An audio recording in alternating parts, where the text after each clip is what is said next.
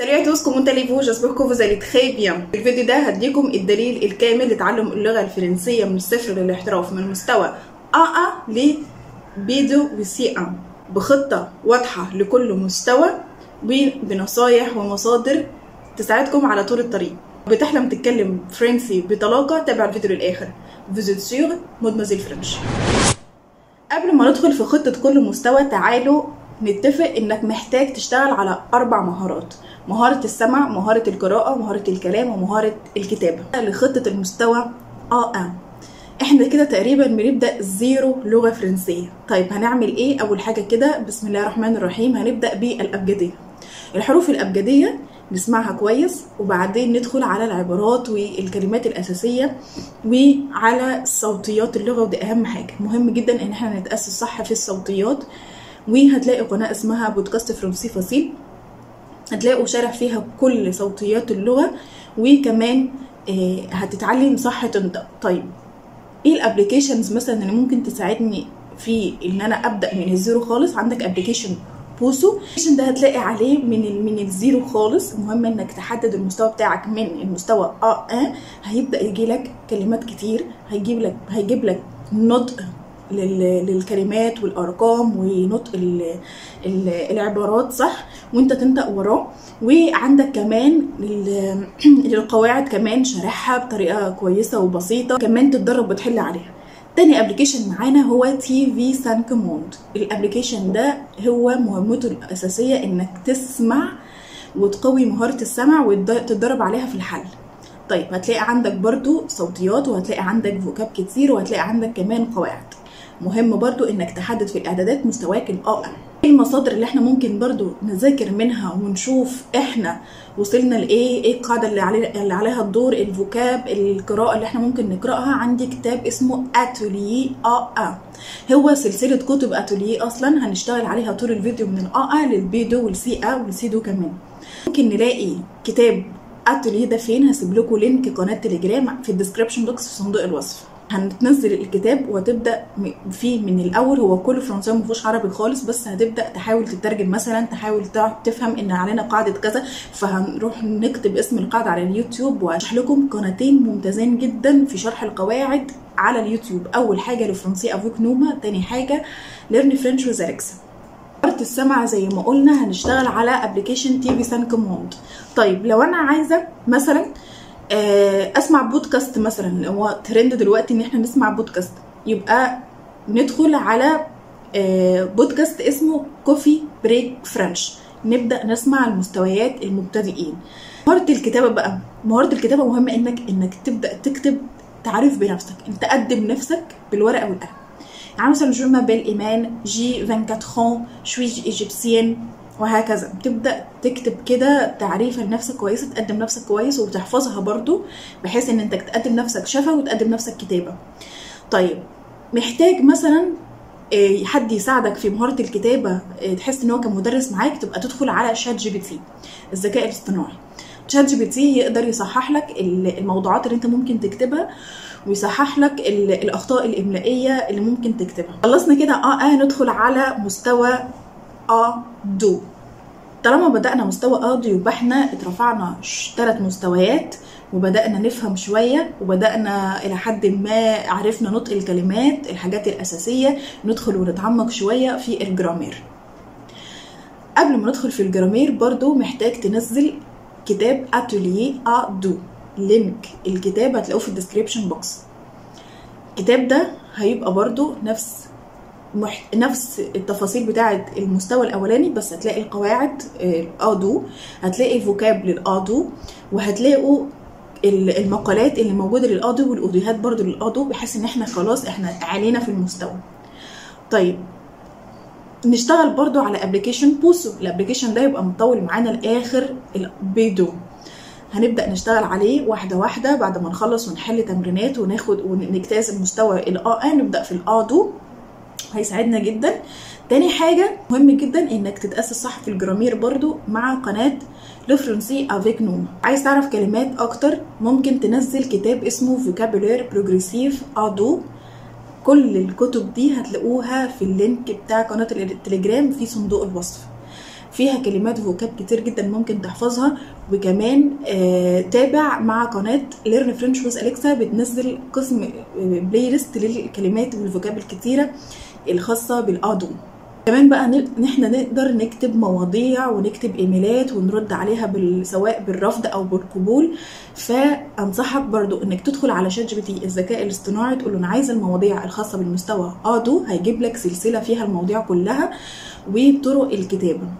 طيب هتحدد كل يوم موضوع تكتب فيه. طب لو مش عارف اكتب وما عنديش افكار، يبقى تخلي شات جي بي تي يكتب لك الموضوع مستوى ادو، تقراه كذا مره، تطلع الفوكاب الجديده اللي فيها تعرفها، وبعدين يبقى انت كده خدت افكار. تبدا بعد كده تكتبه انت بنفسك بشخصيتك انت.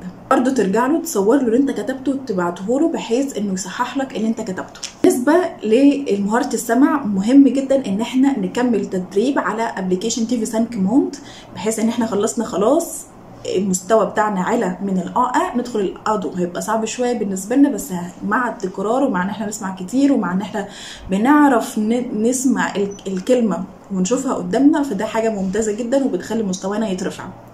طيب عايزين نسمع بودكاست، يبقى بودكاست كوفي بريك فرنش زي بالظبط بس للمبتدئين برضو. عشان تبدا بقى تعمل محادثه او تتكلم، نزل ابلكيشن هيلو توك، هتلاقي عليه جنسيات مختلفة، الناس كتير بتتكلم فرنساوي، ابدأ كون صداقات وابدأ اتكلم معاهم شات. كده خلصنا الادو، نبدأ في خطة مستوى البي المستوى المتوسط. المستوى ده انت تقدر تبدأ تعمل محادثات وتتكلم وتعبر اكتر بأريحية عن المستوى والادو، لان انت خلاص مستوى متوسط، يعني ملم وعارف فوكاب كتير، قدرت ان انت تعرف قواعد كتير، قدرت ان انت بتعرف تسمع ومهارة السمع عندك الى حد ما بقت كويسة. اول حاجة هتبدأ تعملها هو هتنزل كتاب اتوليه بي وهتبدأ تمشي مع الكتاب بوحداته واحدة واحدة، والجرامير اللي هيقابلك تدخل على قناة تاني لو فرنسي افيك نوما، هتلاقيها في القناه بتاعتها ممتازه، شرح كل الجرامير باستفاضه، هتفهم شرح القاعده، بعد كده هتحل عليها في كتاب الاكزرسيس. او لو انت مش عارف تجيب التدريبات بتاعه الكتب، ادخل على شات جي بي تي الذكاء الاصطناعي تاني، لان الذكاء الاصطناعي ده هيبقى اكنه المدرس الخاص بتاعك في تعلم اللغه الفرنسيه.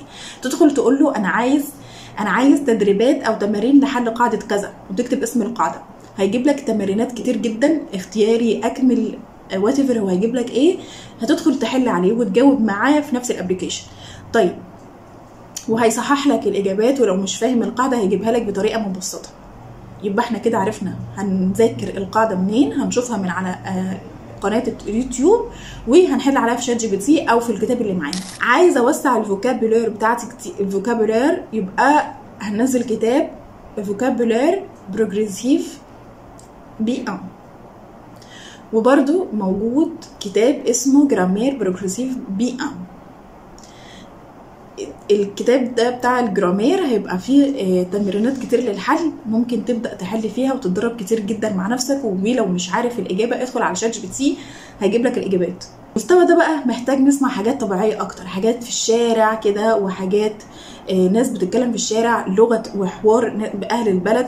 يبقى عندك قناة ايزي فرنش نسمع منها كتير جدا. عندي طالما بدأنا مستوى بيئة، يبقى بودكاست اسمه انر فرنش. بص البودكاست ده بسيط، هتعرف يعني فوكاب للمستوى البيئة والبيدو، بس بيتكلم بالراحة، هتقدر تسمع كويس. طيب ممكن تسمعهم على اليوتيوب.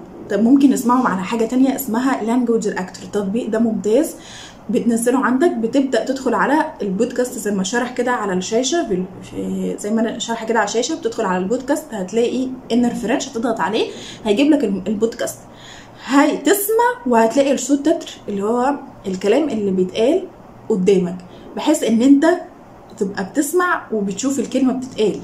طيب يبقى عندك هنا اشتغلت على مهاره السمع، اشتغلت على مهاره النطق، ممكن تبدا تعمل شادوينج.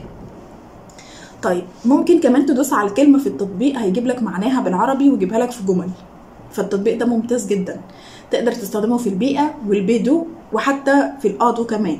نسمع ايه كمان؟ ممكن نسمع RFI جورنال اون فرونسي فاسيل، لو انت عايز تسمع بقى اخبار، عايز تسمع حاجات يوميه. طيب لو انا عايزه اتدرب اكتر على الكلام. لو انا عايزه اتدرب اكتر على الكلام يبقى احاول نعمل اصدقاء من على هيري توك، بحيث ان احنا نبدا نكلمهم كول، اللي هو مكالمه صوتيه اكتر من ان احنا نتكلم شات، علشان ندرب المهاره بتاعت اللسان كده، ان احنا نبدا نتكلم نعود لساننا ان احنا بنتكلم فرنساوي.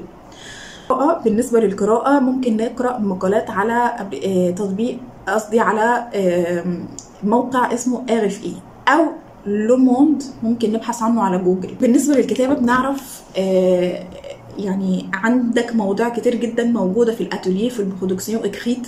لو مش عارف ممكن تدخل على ChatGPT برضو وتقول له انا عايز الموضوعات الخاصه بالبيئه، هيبدا يجيب لك سلسله مليانه موضوعات، تبدا تختار كل يوم موضوع هو يكتبه لك، تاخد منه افكار، تشوف الكلمات الجديده وتسجلها عندك في الدفتر، وبعد كده تبدا تكتبه باسلوبك انت. اخر مستوى معانا وهو البي دو. البي دو هو مستوى خلاص احنا داخلين في المستويات المتقدمه. هننزل اول حاجه المصادر اللي معانا اتوليه بي دو، وده برضو في مقالات، في فوكاب كتير، في شرح القواعد، وفي كمان الاكزرسيس والاوديوهات الخاصه بالمستوى، شامل كل حاجه. بس احنا برضو محتاجين مساعدات خارجيه.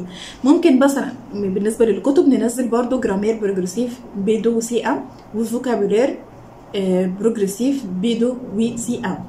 الكتب دي هتلاقوها برضو اللينك بتاع قناه التليجرام اللي هتنزلوه من عليها في الديسكريبشن بوكس. طيب ندخل على تاني حاجه، انك تسمع برضو القواعد. عندي مثلا قنوات كتير بقى تبدا ممكن تسمع بالفرنساوي، عندك لو فرنسي افيك نوما، عندك فرنش تي في سكول، عندك لو فرنسي افيك بيير.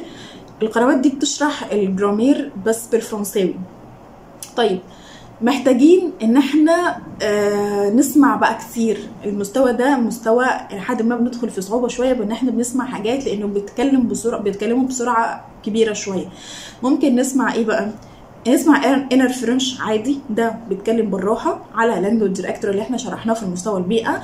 ممكن نسمع على RFI اللي هو لو فرنسي فاسيل افيك RFI، ده موقع على الجوجل ممكن تنزله تسمع فيه في المستوى البيدو والسي ام. طيب ممكن نحل برضو على ابلكيشن تي في 5 موند، هتلاقي حاجات يعني هتلاقي فيديوهات كتير جدا وفيديوهات كتير جدا وتدريبات خاصه بالمستوى البيدو. انصحوا جدا في المستوى البيدو ان احنا نسمع الراديو فرنش. ممكن نسمع RFI جورنال فرنسي او جورنال نورمال، او ممكن ان احنا نسمع برنامج اذاعه اسمه فرانس كولتور. طيب ده كله هتلاقوه على جوجل. بالنسبه للمحادثه انا يعني عشان انا شخصيا داخله على دلف بيدو، فالمفروض اكون مخلصه مستوى بيدو، والمفروض اكون بدات ان انا اعرف اتكلم، وبدات ان انا بعرف اسمع كويس وافسر الكلام، وكمان اعرف اتكلم. طب انا عايزه اعرف اتكلم كويس قوي ومش لاقي حد، يبقى الحل الاخير معانا هو انك تاخد كورس محادثه مع حد بروفيشنال. هتبدا تتكلم، هتبدا تعمل انشطه خاصه بالمحادثه، ده هيساعدك انك تدخل على فتره تحضير امتحان الدلف. طبعا في دلف ادو، دلف بيئه، ودلف بيدو، ودلف سي ام. ضروري بعد ما تخلص كل مستوى واتقنته كويس تدخل مرحله التحضير وتدخل امتحان الدلف. طيب امتحان الدلف ده ممكن نلاقيه فين؟ هتلاقوه في المركز الثقافي الفرنسي، بتقدموا وبتاخدوا فتره تحضير مثلا شهرين، بتحضروا فيه كويس وبعدين تدخلوا الامتحان. طيب اهم اداه معانا في الفيديو ده برضو هو ChatGPT الذكاء الاصطناعي. حاول ان انت يبقى معاك اكنه مدرس او مساعد، بيساعدك في تحضير دلف، بيساعدك في انه يجيب لك مقالات تقراها، انه يجيب لك بودكاست تسمعه، انه يجيب لك شرح، بيجيب لك تمرينات، بيجيب لك حاجات كتير جدا. ابدا استخدمه، هيغنيك عن حاجات كتير جدا. بس كده انا دلوقتي مستوايا بيدو، وبحاول ان انا اتقن المستوى كويس قبل فتره التحضير وقبل فتره الامتحان بتاعه الدلف، فادعوا لي معاكم التوفيق. وبس كده الفيديو خلص، اشوفكم الفيديو الجاي. وكده انا قلت الدليل الكامل لتعلم اللغه الفرنسيه وخطه واحده بواحده والحاجات اللي انا شخصيا عملتها. بس كده كانت معاكم مدموزيل فرنش ايمان علي، وما تنسوش تشتركوا في القناه، تفعلوا زر الجرس، وتحطوا لايك للفيديو اذا عجبكم. واشوفكم الفيديو الجاي. سلام.